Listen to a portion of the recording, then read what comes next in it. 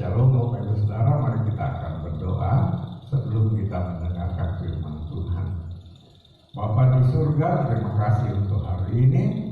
Walaupun semuanya serba sederhana, kami ibadah secara online di rumah, tetapi kami percaya Roh Kudus pasti memberkati kami semua. Sekarang kami mau belajar firman-Mu, layakkan hamba-Mu, Roh Kudus bersama hamba-Mu sampaikan isi hati Bapa untuk kami anak-anak-Mu. Anak-anak-Mu yang mendengar di rumah, berkatilah kami semua dengan hikmat. Kami bisa mengerti apa yang Bapa mau kami buat dalam hidup kami. Segala kuasa kegelapan yang mencoba mengganggu konsentrasi kami, satu hati kami tolak dalam nama Tuhan Yesus dan Saudara Yesus. Terima kasih Bapa di surga, kami akan belajar firman-Mu dalam nama Tuhan Yesus. Haleluya. Sama-sama kita katakan amin. Haleluya. Shalom Bapak Ibu Saudara, senang jumpa. Tidak rasa ini sudah minggu pertama bulan Mei tahun yang baru 2020 ya. Nah saudara, dan kembali lagi hari ini, kalau sebentar kita berjamaah kudus, maka kita di rumah saja ya. Nah hari ini kita mau belajar firman Tuhan tentang mengapa orang percaya hidup benar masih bisa karena susah begitu ya. Nah ada banyak yang bertanya seperti itu. Orang Kristen sudah hidup benar masih susah. Pendeta-pendeta bahkan banyak yang matinya itu kena COVID. Nah apakah begitu? Banyak pertanyaan seperti itu saudara. Ya karena itu kita hari ini ya di awal bulan Mei kita mau belajar mengapa orang percaya yang sudah hidup benar juga masih juga bisa mengalami masalah, masih bisa susah. Mari kita baca di dalam 1 Petrus 1 ayat 6 dan ayat yang ke-7. Suratan 1 Petrus 1 ayat 6 dan ayat yang ke-7. Mari baca sama-sama, 1, 2, 3. Bergembiralah akan hal itu, sekalipun sekarang ini kamu seketika harus berduka cita oleh berbagai-bagai pencobaan. Maksud semuanya itu ialah untuk membuktikan kemurnian imanmu yang jauh melebihi, lebih tinggi dari nilainya daripada emas yang fana, yang diuji kemurniannya dengan api, sehingga kamu memperoleh puji-pujian dan kemuliaan dan kehormatan pada hari Yesus Kristus menyatakan dirinya. Haleluya. Jadi kalau kita baca ayat ini saudara, ya mengapa orang Kristen itu masih bisa kena masalah begitu, masih bisa susah, maka pendeta bisa mati karena corona begitu ya. Nah jawabannya membuktikan kemurnian iman kita. Nah dalam hidup kita ini ya kadang-kadang ada yang sungguh-sungguh percaya tapi masih ada kelemahan-kelemahannya ya. Mungkin kelemahannya di lawan jenisnya ya. Lalu ada yang tidak lemah di lawan jenis, lemah di keuangan. Kalau hadapi soal keuangan suka bohong begitu ya. Ada lagi yang lemahnya di mana? Dia tidak lemah di lawan jenis, dia tidak lemah di soal bohong, tapi sombongnya bukan main begitu. Ada lagi yang semua orang itu jelek, biasanya yang betul. Nah seperti itu saudara. Karena itu semua ini kita diizinkan Tuhan mengalami masalah ini, mengalami hal-hal dalam hidup kita ya, untuk memurnikan iman kita. Tuhan Yesus jangan lupa, dia selalu memberi kita kesempatan untuk apa? Berubah.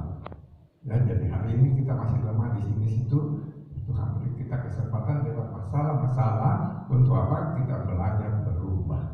Ya sama-sama bilang belajar berubah. Haleluya. Nah saudara, betulkah yang dikatakan suratan Petrus, hal yang buruk itu untuk membuktikan kemurnian imanmu? Nah mari kita belajar bagaimana tokoh-tokoh ya di dalam Alkitab yang disebut orang benar, berbuat yang benar, tapi masih mengalami banyak masalah. Ya. Nah, mari yang pertama kita lihat, ya, jadi kita mau belajar betulkah orang sudah hidup benar masih bisa kena musibah. Nah, mari kita mau lihat yang pertama itu, ya, orang benar bisa kena musibah, bisa kena masalah. Mari kita lihat dalam Ayub 1 ayat 1 sampai dengan ayat yang ketiga. Ayub 1 ayat 1 sampai dengan ayat yang ketiga. Ada seorang laki-laki di tanah Uz bernama Ayub. Orang itu saleh dan jujur. Ia takut akan Allah dan menjauhi kejahatan. Ia mendapat 7 anak laki-laki dan 3 anak perempuan. Ia memiliki 7.000 ekor kambing domba, 3.000 ekor unta, 500 pasang lembu, 500 keledai betina, dan budak-budak dalam jumlah yang sangat besar. Sehingga orang itu adalah yang terkaya dari semua orang di sebelah timur. Siapa Ayub, saudara? Kalau kita bilang dia orang benar. Tapi tahukah saudara, dalam satu hari semua hartanya habis. Anaknya mati semua. Bahkan dia kena apa? Penyakit. Sampai istrinya bilang, masih mau kau Tuhan, kutukilah Tuhanmu dan matilah. Nah, saudara yang dikasih Tuhan, siapa lagi orang benar, ya, yang tidak buat salah? Kalau umpama seperti kita, ya, masih boleh dikata masih sering ada salah-salahnya begitu, ya. Tapi ini orang, ya, seperti siapa? Daniel, ya, kalau kita baca dalam Daniel 6, ya, ayat 14 sampai 17. Kenapa dia bisa kena masalah? Bukan karena dia berbuat dosa, tapi raja bilang jangan menyembah, berdoa kepada siapa, kalau ada apa-apa sama raja saja. Tapi dia tetap sehari 3 kali. Bukan karena dia mencuri, bukan karena dia menipu, bukan karena dia ambil selirnya raja, bukan. Tapi hal yang baik, tapi tetap membuat dia apa? Kena masalah. Nah, siapa lagi, saudara? Kalau kita lihat, ya, Sadrak, Mesak, Abednego, saudara bisa lihat di dalam Daniel 3 ayat 14 sampai 23. Nanti saudara catat, ya, baca di rumah, saya ceritakan saja, ya.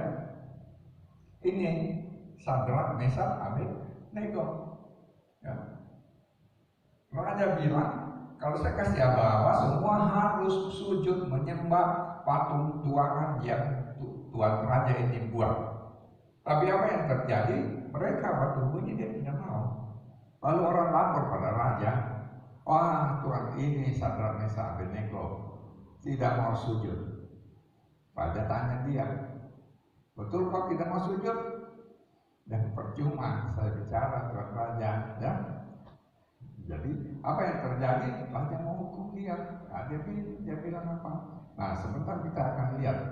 Jadi apa yang terjadi, saudara yang dikasih Tuhan? Mereka ini adalah orang-orang benar.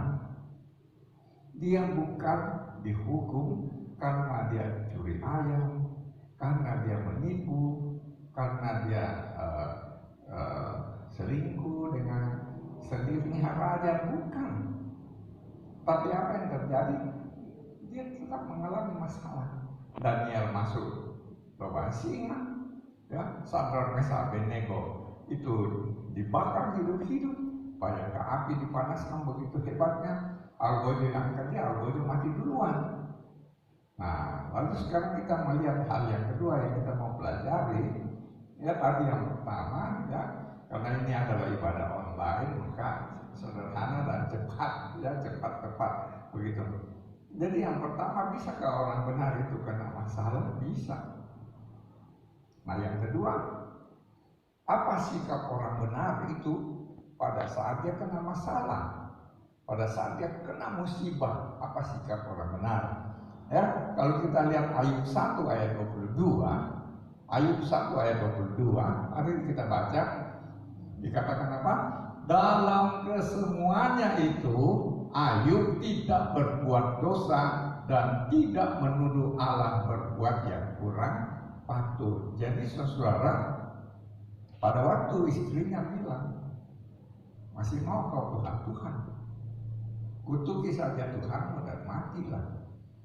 Tapi Alkitab mencatat apa? Dalam kesemuanya itu Ayub tidak berbuat dosa dan tidak menuduh Allah berbuat yang kurang patut. Bagaimana sikap Daniel sebagai orang benar? Dia mengalami musibah, masalah, bukan karena dia berbuat dosa, karena dia mau ibadah. Nah, apa sikap Daniel? Sama, tetap aja dia sehari 3 kali berdoa.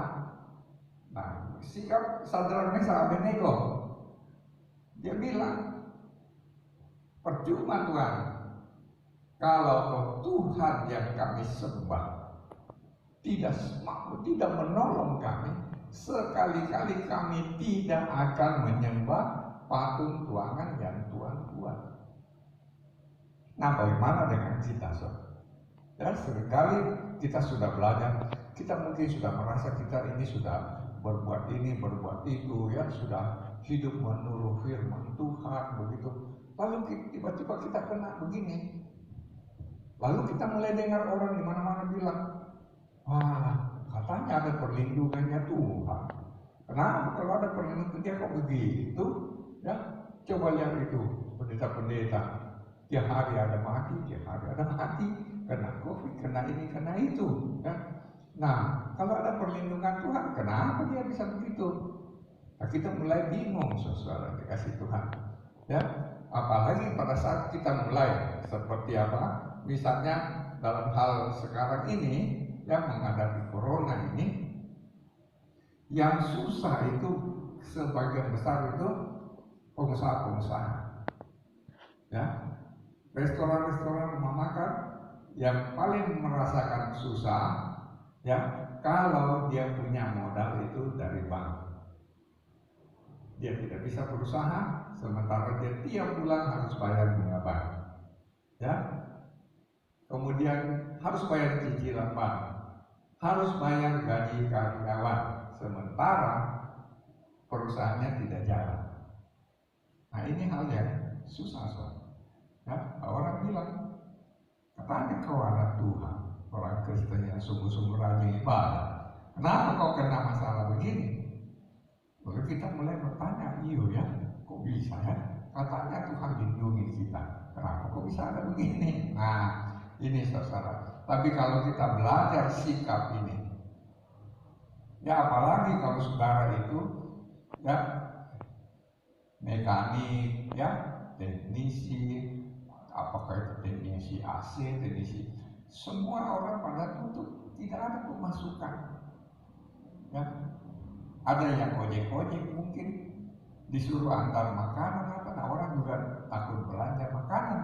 Tahu-tahu nanti yang masak itu lagi bato-bato, dia punya apa percikan-percikan air liur itu masuk di makanan, orang juga takut. Akibatnya apa?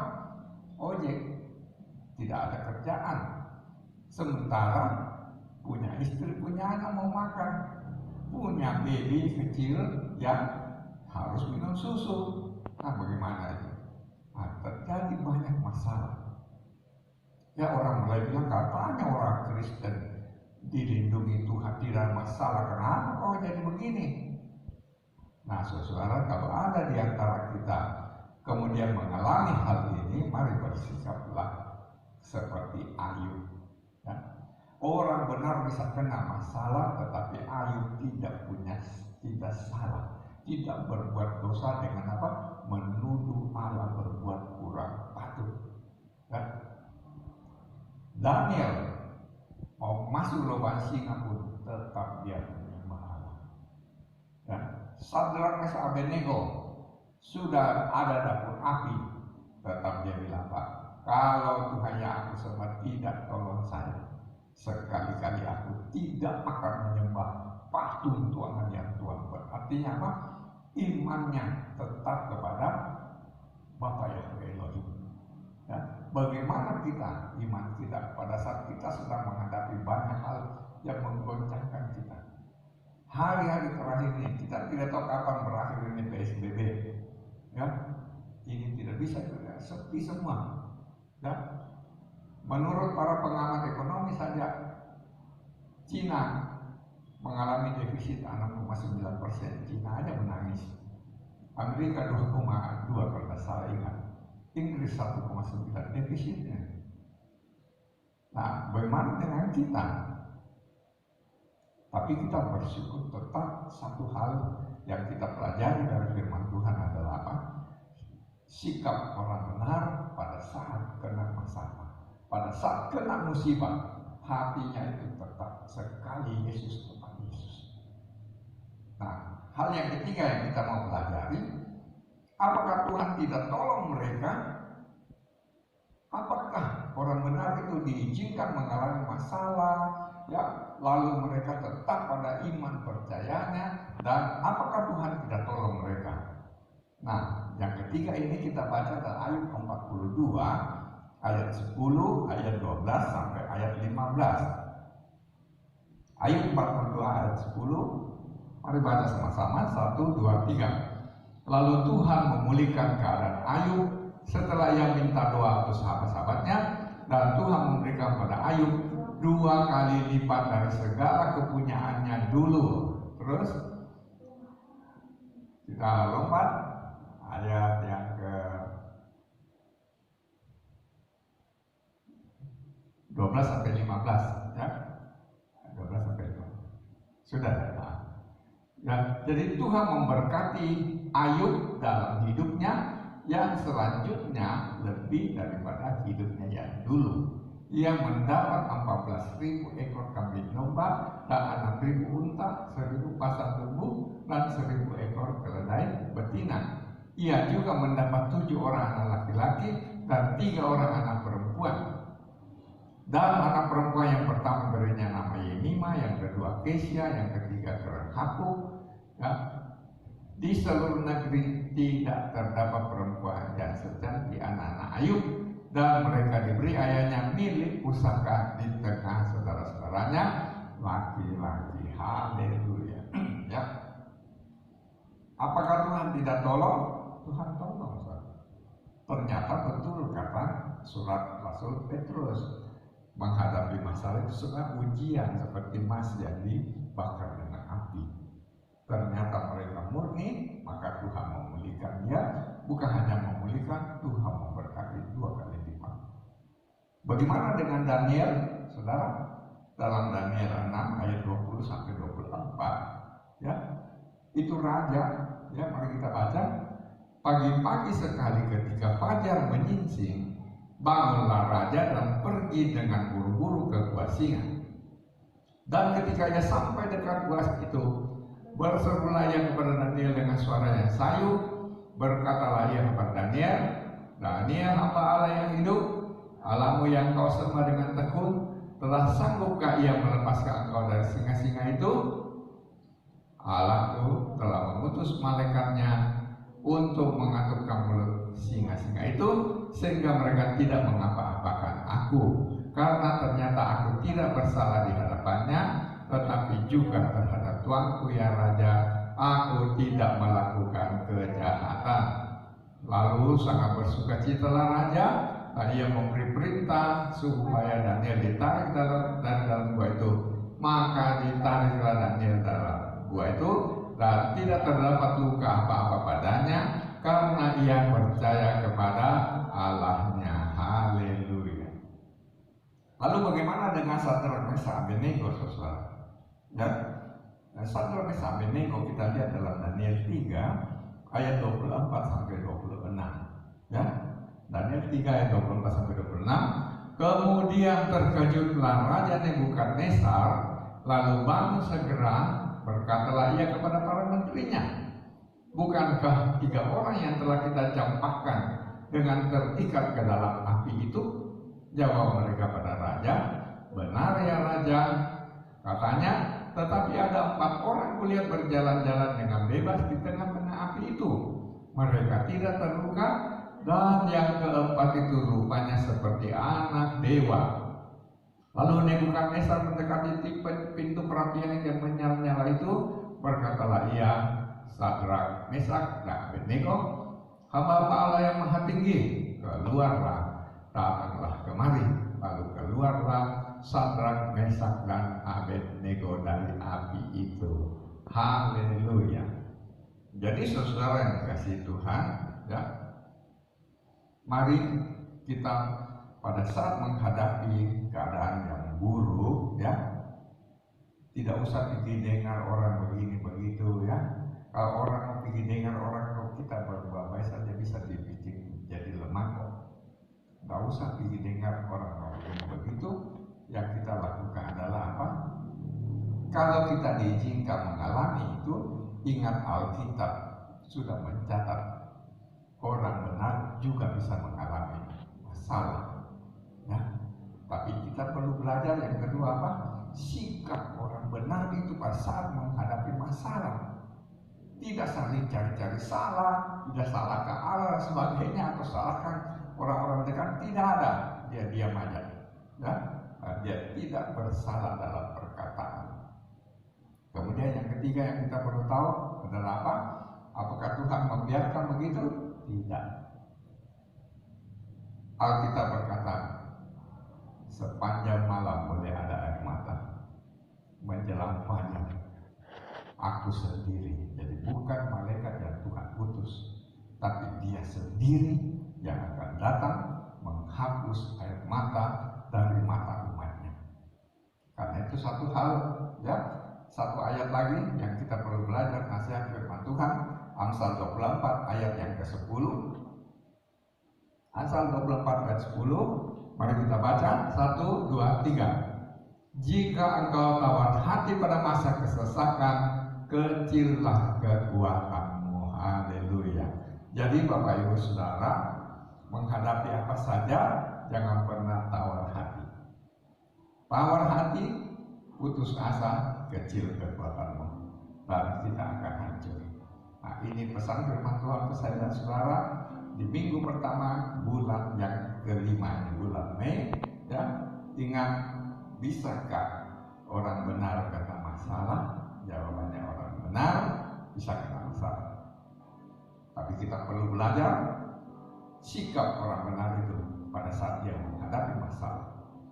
Dan yang ketiga kita lihat, apakah Tuhan terus membiarkan mereka, Tuhan tidak tolong mereka? Jawabannya tidak, Tuhan tolong mereka. Jadi iman mereka diuji, ternyata mereka yang murni dan Tuhan membela mereka. Jadi ingat baik, apapun keadaan kita, jangan pernah tawar hati. Ya, mari kita akan masuk dalam perjamuan kudus. Kita akan naikkan satu pujian dulu. Haleluya.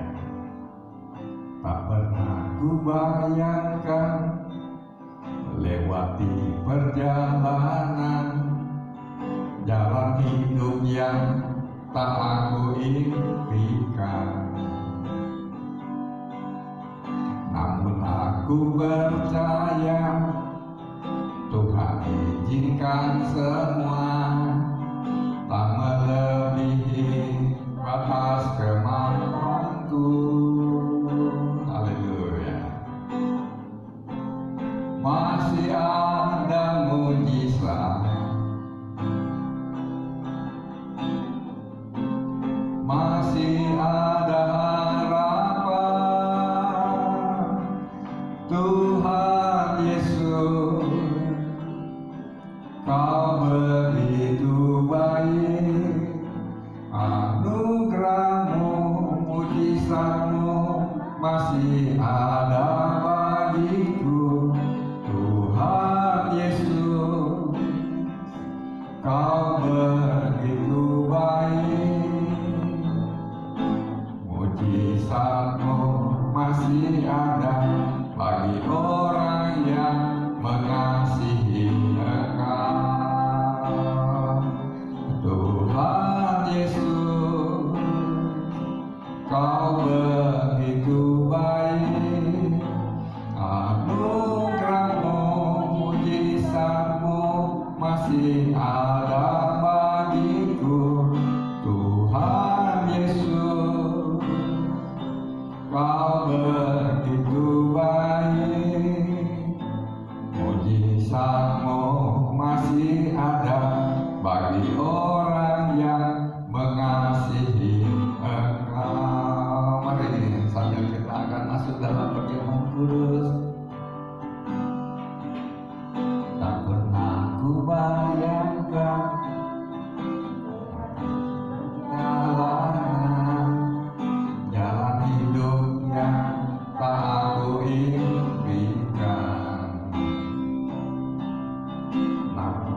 tanggung jawab.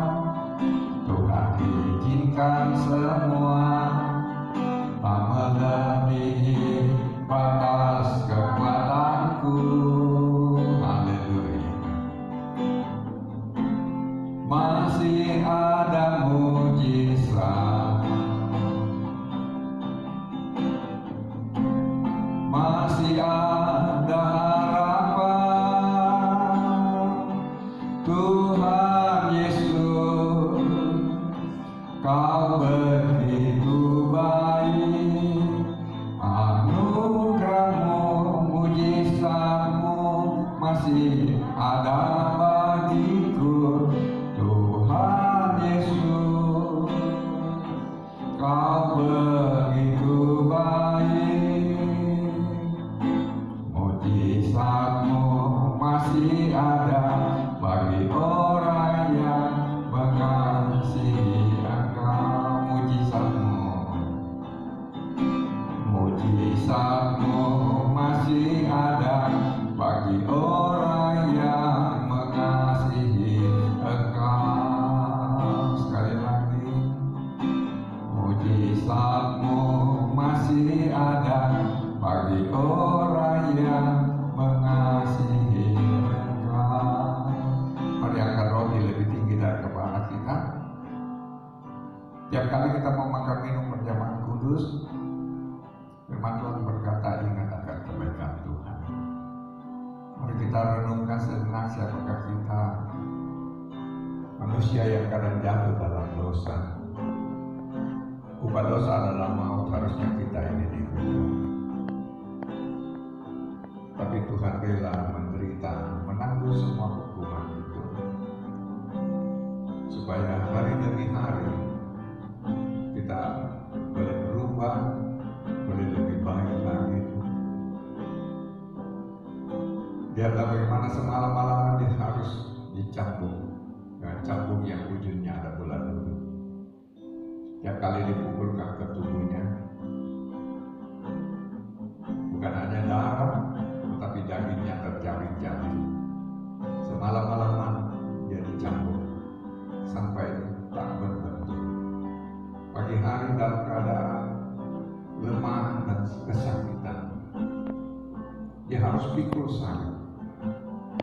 Beberapa kali dia terjatuh.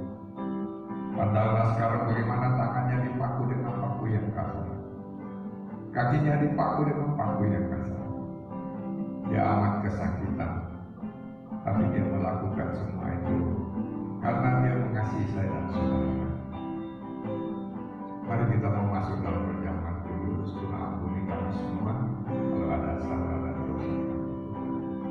Layakan kami masuk dalam perjamuan kudus, karena saudara dengar firman Tuhan, sebab apa yang telah kuteruskan kepadamu telah aku terima dari Tuhan, yaitu bahwa Tuhan Yesus pada malam waktu ia diserahkan mengambil roti, dan sesudah itu dia mengucap syukur atasnya, ia memecah-mecahkan dan berkata, inilah tubuhku yang diserahkan bagi kamu, perbuatlah ini menjadi peringatan akan aku.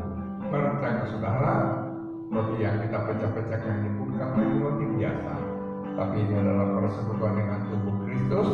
Sama-sama kita katakan amin. Mari kita makan dalam nama Tuhan Yesus.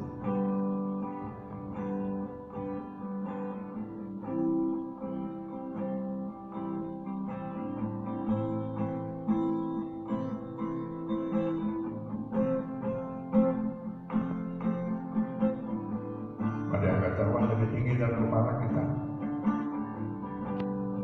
Demikian juga yang mengambil cawan sesudah makan lalu berkata, cawan ini adalah perjanjian baru yang dimateraikan oleh darahku. Perbuatlah ini setiap kali kamu meminumnya menjadi peringatan akan aku. Percaya saudara, anggur yang kita pegang ini bukan lagi anggur biasa, tapi ini adalah anggur yang merupakan persekutuan dengan darah Yesus. Sama-sama kita katakan amin. Mari kita minum dalam nama Tuhan.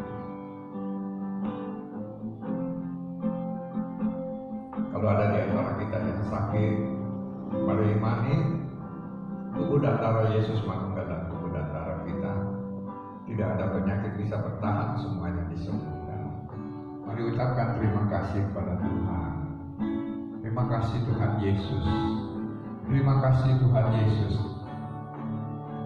Dalam segala keadaan, dalam segala kesederhanaan, kami tetap dapat beribadah, kami tetap bisa makan minum perjamuan kudus. Kami percaya kalau ada yang sakit, tubuh dan darah Yesus Manunggal dan tubuh dan darah kami, semua sakit sudah dihancurkan oleh darah Yesus. Terima kasih Bapa di surga, meteraikan firman-Mu, meteraikan kami semua, layakkan kami di hari-hari besok dan ke depan kami boleh menjadi lebih baik lagi Tuhan. Tuhan pimpin kami semua. Saudara-saudara yang dikasih Tuhan, di akhir ibadah ini mari buka kedua tangan kita.